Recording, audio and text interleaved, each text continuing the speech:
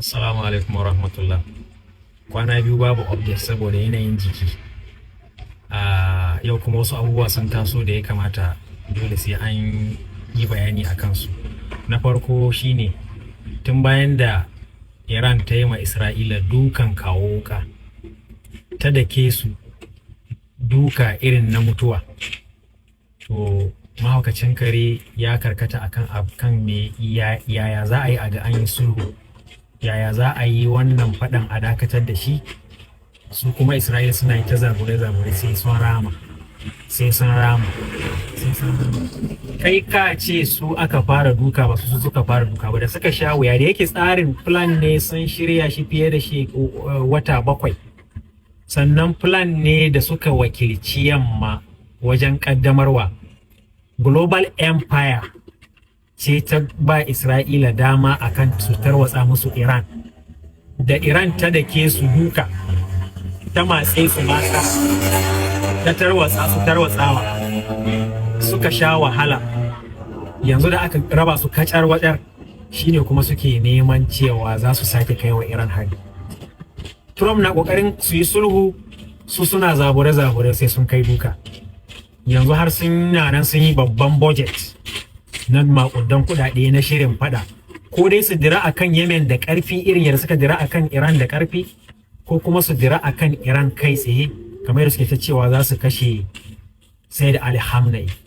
To babban kuskuren da Isra'ila za ta yi a rayuwarta gajera a daidai lokacin take numfashin mutuwa shine ta zakuro Iran, ta sake kai ma Iran hari a lokacin watan Ashura, watan sadaukarwa a wajen Shi'a, watan jajircewa a wajen Shi'a, watan jarumta a wajen Shi'a, watan da shine philosophy, shine falsafar da ta ƙarƙashinta ne Shi'ar duniya suke zaƙulo motivation ɗinsu da mindset ɗinsu da ma style ɗinsu na rayuwa.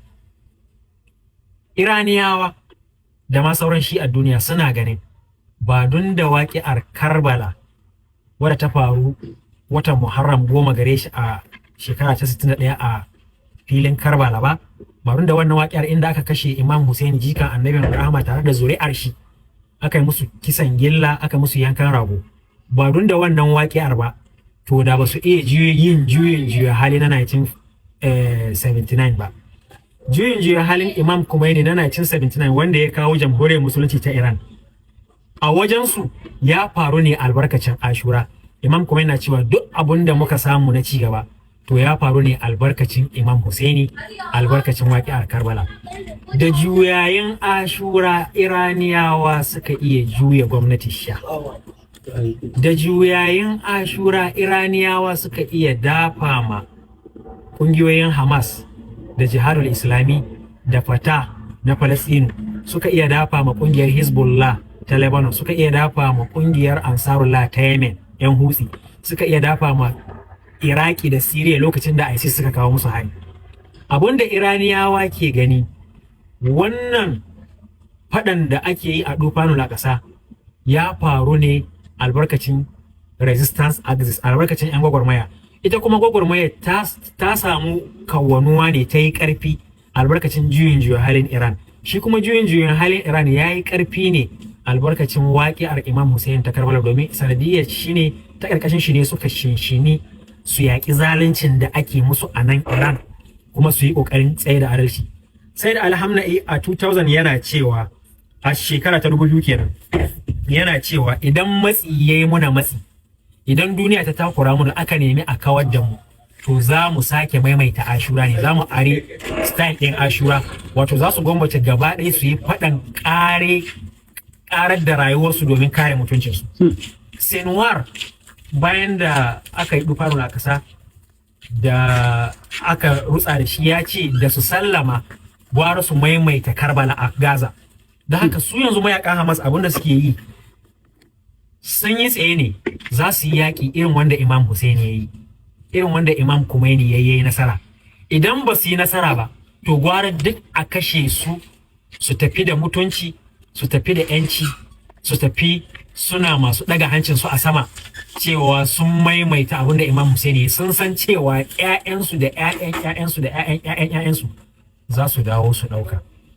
Don haka wannan dufanul a ƙasa da yake faruwa a wajen Iraniyawa da ma Falastinawa da sauran shi'an duniya albarkacin Karbala ne. To babu kuskuren da Isra'ila za ta yi irin ta sake taɓo shi'a a daidai lokacin da shi'a ke juyayin kisan Imam Husaini a cikin watan Muharram ko kuma a cikin watan Safar lokacin da suke tattakin 40 na da ya cika kwana 40 da kashe Imam Husaini. To a lokacin ne za a ga karfin Iran, a lokacin ne za a ga jarumtar shi'a, a lokacin ne Isra'ila za ta gane kurenta da ya kamata, za ta biya farashi daidai da cinikin da ta yi.